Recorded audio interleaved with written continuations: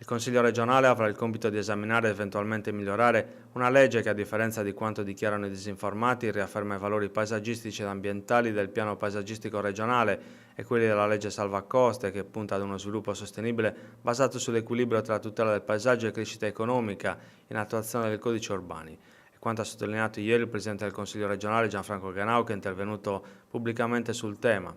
La nuova legge ha il vantaggio di semplificare le centinaia di norme, spesso sovrapposte, in materia di urbanistica, portandole ad un vero e proprio testo unico, ha sottolineato Ganau.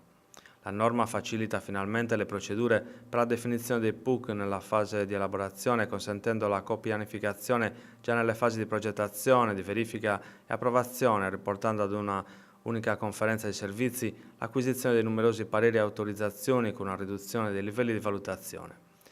Secondo il Presidente del Consiglio regionale, la proposta di legge andrà a ridurre la rigidità della classificazione in zone, fatti salvi gli ambiti di salvaguardia, le aree urbanizzate e quelle rurali. I restanti ambiti invece saranno classificati come zone potenzialmente trasformabili e gestite con bandi direttamente dai comuni, mettendo sullo stesso piano le diverse proprietà. Per gli insediamenti turistici, ha concluso Ganau, l'obiettivo è quello di soddisfare la domanda di ricettività e adeguarsi agli standard alberghieri internazionali a favore di una destagionalizzazione turistica e di un incremento dei posti di lavoro. Il tutto nel pieno rispetto delle norme del piano paesaggistico regionale, con la concessione di incrementi di cubatura pari al 25%, con un tetto massimo da definire, da realizzarsi esclusivamente verso l'interno e mai verso il mare.